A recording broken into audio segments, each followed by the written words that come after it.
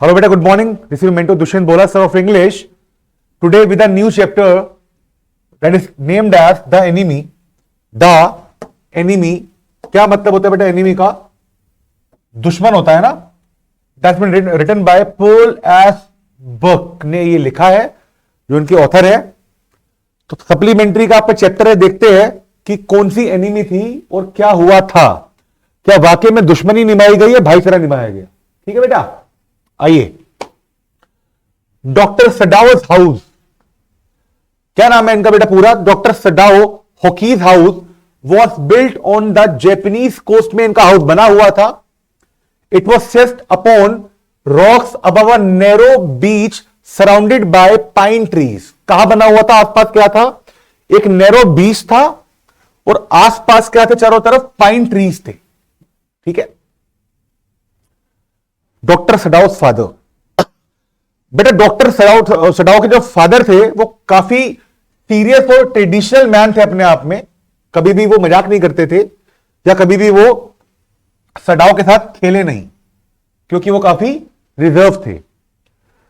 उनका एक कंसर्न था, काफी डीप कंसर्न था. क्या? डॉक्टर सडाउस की एजुकेशन. और इसी कंसर्न के लिए उन्होंने क्या किया? डॉक्टर सडाओ को अमेरिका भेज दिया. जब वो कितने साल के थे? एट 22 साल के जब थे, डॉक्टर सडाओ को भेज दिया गया अमेरिका. क्यों भेजा गया बेटा? To learn all that could be learn of surgery and medicine there. भाई ऑब्वियस सी बात है, अमेरिका जाने से पहले इनका नाम था डॉक्टर सडाओ था, लेकिन जब अमेरिका पहुंचे इन्होंने मेडिसिन पढ़ा, सर्जरी पढ़ा, नाम के आगे क्या लग गया बेटा? डॉक्टर सडाओ, है ना. वजन बढ़ गया नाम के आगे. 22 साल में जब वो पहुंचे तो उनकी जो रिटर्न था वो 30 साल की उम्र में हुआ. He became famous not only as a surgeon but as a scientist. 8 सालों में उन्होंने डिग्री प्राप्त की. सर्जन तो बने ही बने, साथ साथ वो एक महान वैज्ञानिक बन गए. टाइम ऑफ वर्ल्ड वार हुआ था. It was the time of the world war. Japan was at war with America. बेटा एक समय आया था जब जापान और अमेरिका का वर्ल्ड वॉर छिड़ गया था आपस में. Doctor Sadao had not been sent abroad with the troops. और डॉक्टर सडाओ को ट्रूप्स के साथ नहीं भेजा गया. The old general was under medical treatment. क्यों नहीं भेजा गया? क्योंकि जो ओल्ड जर्नल थे जापान के, वो मेडिकल ट्रीटमेंट उनका चल रहा था और उनको ऑपरेशन की आवश्यकता पड़ सकती थी. इसीलिए डॉक्टर सडाओ को जापान में ही रहने के लिए कहा गया. मीटिंग हना मैं बता दूं आपको बेटा, ये इनकी वाइफ का नाम है सडाओ की. डॉक्टर सडाओ हना से मिले अमेरिका में, but he had waited until he was sure that she was Japanese before deciding to marry her. उन्होंने वेट किया और हना के बारे में जाना. अगर वो अमेरिकन होती तो डॉक्टर सडाओ हना में बिल्कुल भी इंटरेस्ट नहीं लेते. बट जब उनको पता लगा कि हना अमेरिकन नहीं है, वो जापानीज ही है, उसके बाद ही उन्होंने डिसाइड किया क्या? उनसे शादी करने का. क्योंकि अगर वो अमेरिकन होती तो उसके फादर, डॉक्टर सडाओ के फादर, कभी भी उनको अलाउ नहीं करते एक अमेरिकन लड़की से शादी करने के लिए. एक ऐसी जगह की लड़की जिस जगह से हमारा वॉर चल रहा है. Sadao met her at an American professor house में सडाओ उनसे मिले थे. उसके बाद वो अपने घर जापान में आए. उनकी मैरिज हुई ओल्ड जापानीज वे के ट्रेडिशन फॉलो करते हुए. दे वर अ हैप्पी कपल. वो दोनों एक आपस में हैप्पी कपल थे. Something black. क्या ब्लैक है जरा देखते हैं. एक रात क्या हुआ बेटा? सडाओ और हना एंजॉय कर रहे थे अपनी बैल्कनी, वरांडा में खड़े होकर आगे सी का व्यू. क्योंकि मैंने बताया था उनका घर कहां था? एक छोटे से बीच के पास था. तो वो वरांडा में खड़े हुए थे, रात का समय था और वो सामने का व्यू एंजॉय कर रहे थे. फिर क्या हुआ? एट दिस मोमेंट उन दोनों ने क्या देखा? Something black come out of the mist, धुंध में से, जो कोहरा हो जाता है, धुंध में से कुछ ब्लैक उनकी तरफ अप्रोच कर रहा है. It was a man. He staggered a few. Staggered का मतलब यहां पर क्या है कि बहुत ही जान लगा के वो बेचारा आगे आ रहा था, क्योंकि ये व्यक्ति काफी इंजर्ड था. Then the curl mist hid him again. उसके बाद दोबारा से धुंध आ गई और वो छुप गया. हना और सडाओ दोनों के दोनों वरांडा की जो रेलिंग होती है वो आगे लीन ऐसे झुक गए देखने के लिए कि व्यक्ति है कौन एक्चुअली में. वो this was a man crawling. Crawling का मतलब क्या? अपने आप को घसीटना, crawling. On his hands and knees. वो बेचारा लेटा हुआ था, अपने हाथों और नीज की मदद से वो आगे क्रॉल हो रहा था. और उसके बाद वो अपने फेस के बल पे नीचे गिर गया. अ prisoner of war. He was bonded, जख्मी, और वो लेटा हुआ था मोशनलेस. उसकी बॉडी में कोई मोशन नहीं था, हरकत नहीं थी, मिट्टी पे लेटा हुआ था. वो कौन था? White man. कौन था बेटा? वो व्हाइट मैन. और आपको मैं बता दूं, शायद आपको ना पता हो कि अमेरिकन्स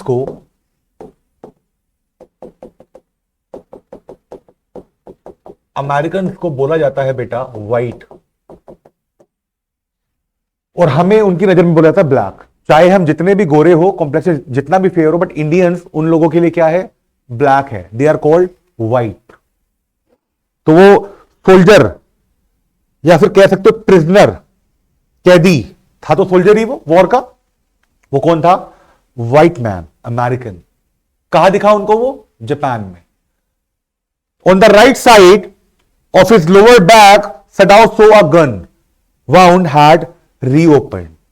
क्या देखा? राइट साइड में उसकी लोअर बैक में इस तरफ क्या देखा सडाओ ने? कि यहां पर इस तरफ एक गोली का निशान है, उसे बंदूक की गोली लग चुकी है. ही वॉज ब्लीडिंग, खून निकल रहा था बेचारे का. He had packed the wound with the sea moss. The man cried but did not wake up. वो बेचारा व्यक्ति जो प्रिजनर था वॉर का, वो तड़प रहा था, वो रो रहा था, लेकिन उसमें इतनी क्षमता नहीं थी कि वो खड़ा भी हो जाए. They read the faint letters on his cap. Navy ने, मिलिट्री ने, आर्मी ने जो कैप लगा रखी थी, जो लगाते हैं ये, उसमें लिखा हुआ था क्या बेटा? US navy. क्या लिखा हुआ था? US navy. और नेवी से ही मुझे एक बात बिल्कुल अभी अभी ज्ञात हुई है, जबकि मैं आपसे कुछ दिन बाद मिल रहा हूं.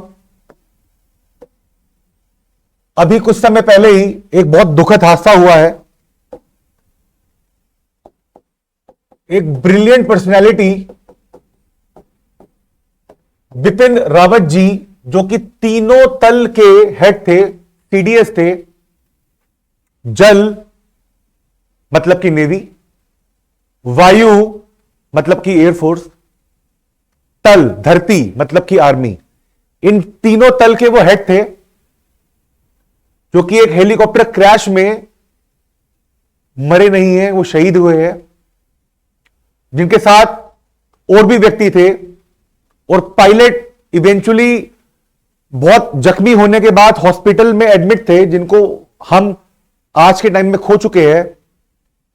तो मैं चाहूंगा उन सब महान व्यक्तियों के लिए आप और हम एट ई विद्या प्लेटफॉर्म 1 मिनट का हम रखेंगे मौन. किस चीज के लिए? कंडोलेंस के लिए. चलिए.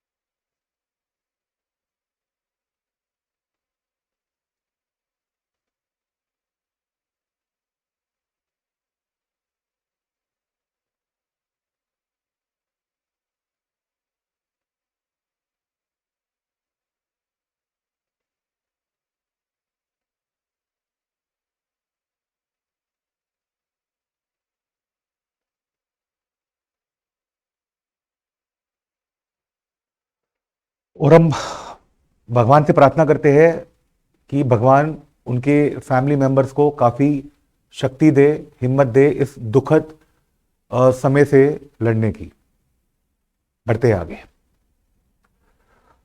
हाँ, तो जो सोल्जर थे बेटा वो यूएस नेवी के थे। यूएस मतलब यूनाइटेड स्टेट्स मतलब America. The American was a prisoner of war, कैदी वॉर के, on the horns of a dilemma. Dilemma का मतलब यहां पर क्या है? कंफ्यूजन। सडाओ को यह बात पता थी कि अगर मैंने अपने दुश्मन को शेल्टर, छत दे दिया तो इसकी वजह से मैं ट्रबल में आ सकता हूं। अब वो फंस गए थे दो चीजों के बीच में, क्या मैं मोरल ड्यूटी करूं या नेशनल ड्यूटी करूं? अगर मैं नेशनल ड्यूटी करूंगा तो ये व्यक्ति मर सकता है, अगर मैं अपने देश की करूंगा तो। अगर मोरल करूंगा, जब डॉक्टर बनते हैं तो शपथ दी जाती है क्या कि मैं हर कंडीशन में अगले पेशेंट की जो मुसीबत में होगा, जो इंजर्ड होगा, मैं उसकी हर तरीके से मदद करने के लिए, ट्रीटमेंट देने के लिए हमेशा तत्पर रहूंगा। His moral duty as a doctor urged him to save the dying man, but his national duty required handing him over to the army as a patriot. Patriot का मतलब क्या है यहां पर? देशभक्त। सडाओ ने बोला अगर मैं नेशनल ड्यूटी करता हूं तो मैं इस प्रिजनर को उठा के दे देता हूं जापानीज को ही, उनके सरकार को, और मैं बन जाऊंगा एक पैट्रियट, देशभक्त। ऑन दी अदर हैंड वो चाह रहे थे कि मेरी मोरल ड्यूटी क्या है कि मैं डॉक्टर हूं और ये इंसान है, मेरा कर्तव्य बनता है कि मैं इसका ट्रीटमेंट करूं। Their decision as a doctor. Both Hana और सडाओ डिसाइड करते हैं क्या कि इस आदमी को हम घर ले आते हैं as he was in need of urgent medical attention.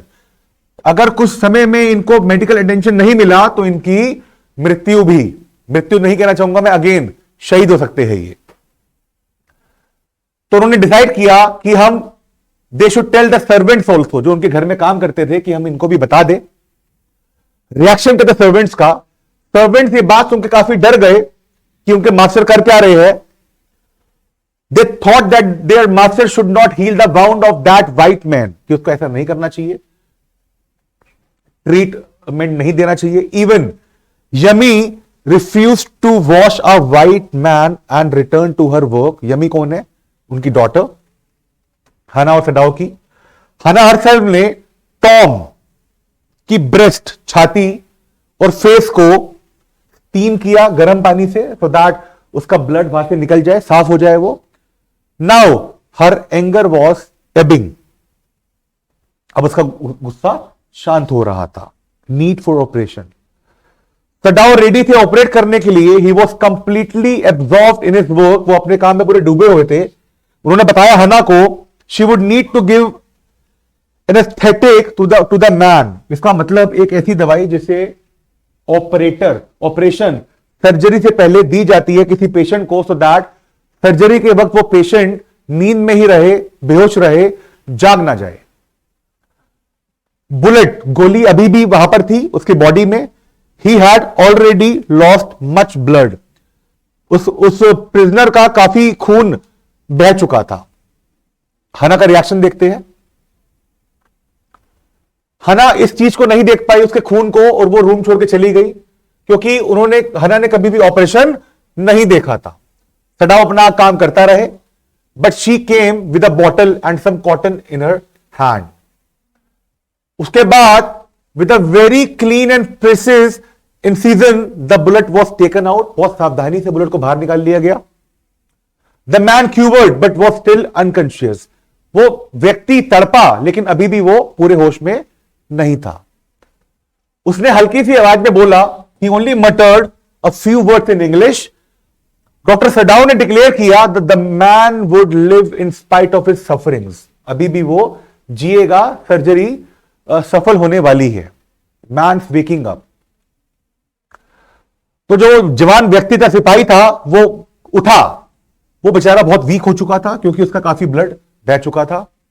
उसकी blue eyes were terrified when he thought where he was, कि भाई मैं हूं कहां, अब मेरे साथ क्या होने वाला है, शायद मैं जिंदा नहीं बचूंगा। Hana consoled him not to be afraid, Hana ने समझाया कि आपको डरने की कोई भी आवश्यकता नहीं है। She comforted him that he would soon be strong, आप जल्दी ही ठीक हो जाओगे। और तीसरे दिन डॉक्टर सडाउ ने एग्जामिन किया उसके जख्मों को। टॉम ने बोला कि मेरे साथ आप क्या करने वाले हो। ही लुक्ड बेयरली 17, वो बेचारा सिर्फ 17 साल का व्यक्ति था, एक सिपाही था। और एक पल के लिए सडाउ ने आंसर नहीं दिया।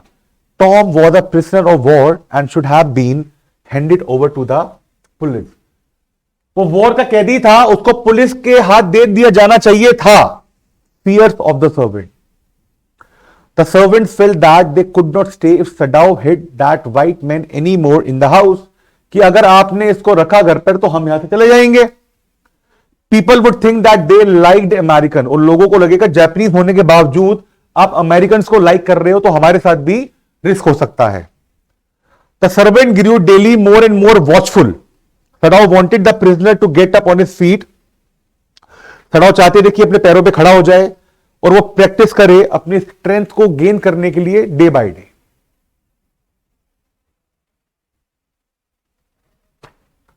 द सेवेंथ डे, 7वां दिन, उस व्यक्ति ने डॉक्टर को थैंक किया कि आपने मेरी लाइफ बचाई।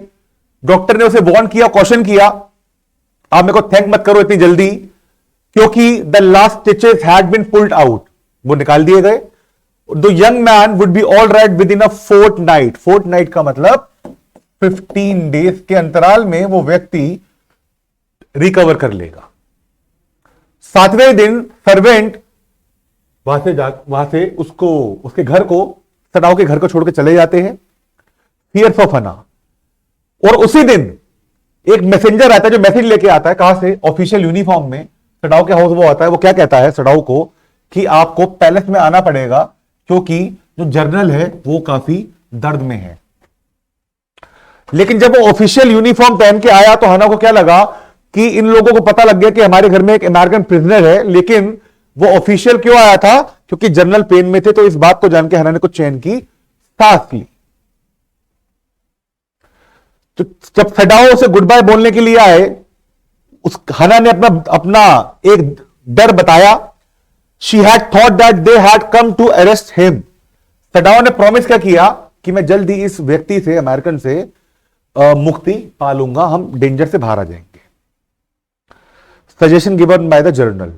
सडाओ ने सारा का सारा जो ये एपिसोड था बताया जर्नल को। जर्नल को पता था कि सडाओ एक बहुत ज्यादा इंडिस्पेंसिबल का मतलब होता है वेरी इंपॉर्टेंट, आप लिख सकते हैं वेरी इंपॉर्टेंट। जनरल को पता था कि डॉक्टर सडाउ मेरे लिए काफी इंपॉर्टेंट है, क्योंकि जनरल को बाकी सर्जन पे भरोसा नहीं था। जनरल ने प्रॉमिस किया सडाउ को कि ऐसा कुछ नहीं होने वाला, तो उस व्यक्ति के साथ वो ठीक होने वाला है। जनरल ने प्लान किया अमेरिकन सेलर को कैसे बाहर निकाला जाए, उसे कैसे मुक्ति दी जाए। He told Sadao that his private assassins were very competent and would also remove the dead body. तो Sadao thought that this plan would be the best for his family, कि सोल्जर भी अपनी जगह पहुंच जाएगा, वो भी सेफ रहेगा, और मेरी फैमिली में सोल्जर रह रहा है या रह रहा था किसी को पता भी नहीं चलेगा। Sadao was disturbed and tortured. और जनरल से मीटिंग करने के बाद सडाओ ने बाकी 3 रेस्टलेस नाइट्स बिताई। रातों को नींद नहीं आ रही थी उनको। वो वेट कर रहे थे असैसिन्स का कि जल्दी से बाहर निकाला जाए, बट वो अभी तक आए नहीं थे।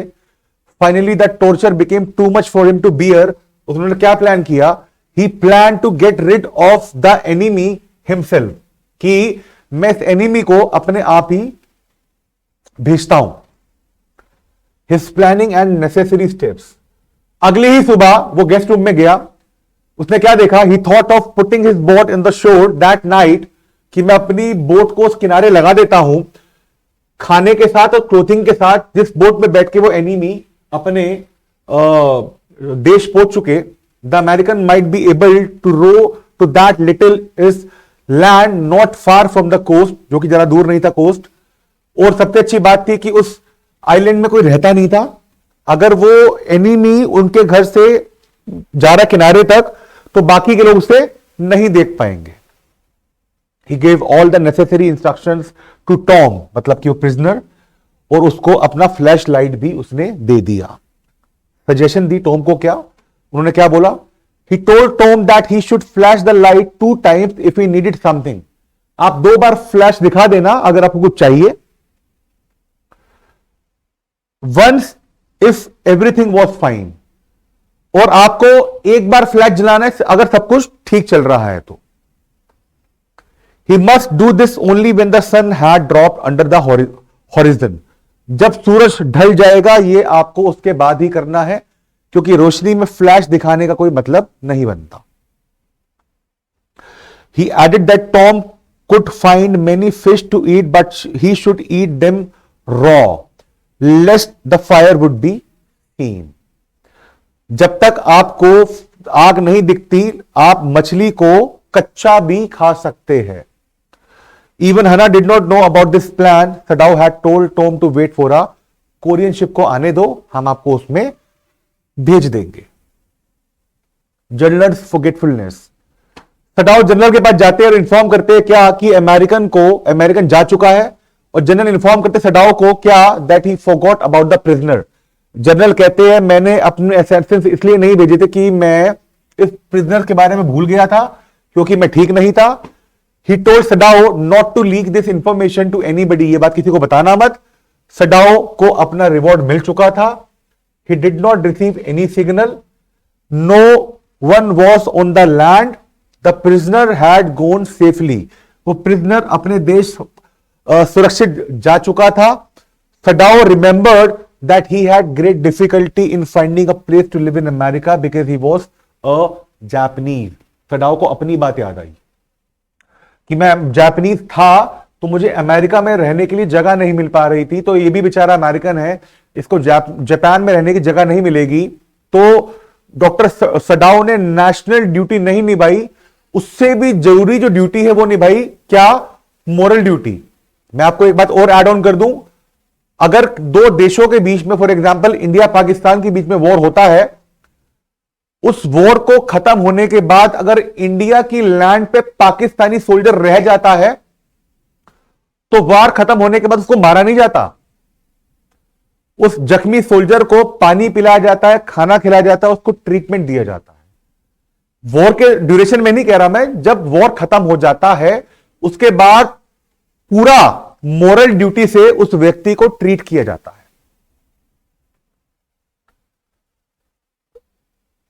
The Americans were full of prejudice, ego and all. The white people were repulsive, काफी repulsive थे वो। It was a relief to be openly at war with them at last. Then he remembered, क्या? The haggard face of the prisoner, white and repulsive, strange, अजीब। He thought, I wonder why I could not kill him. और मैं बड़ा आश्चर्य से सोचता हूं आज भी कि उस व्हाइट मैन को मैंने मारा क्यों नहीं। बताइए, वो इसलिए नहीं मारा क्योंकि वो डॉक्टर थे और उनको पता था कि लाइफ की इंपॉर्टेंस क्या होती है, तो उन्होंने अपना मोरल ड्यूटी निभाया और उस बेचारे जख्मी जो कुल 17 साल का व्यक्ति था उसको एक नई लाइफ प्रदान की और सुरक्षित घर पहुंचा दिया गया। तो it was all about the chapter the enemy. This is your mentor Dushyant Bhola sir, promising you to meet you soon with a new chapter. Till then beta, take care, bye bye।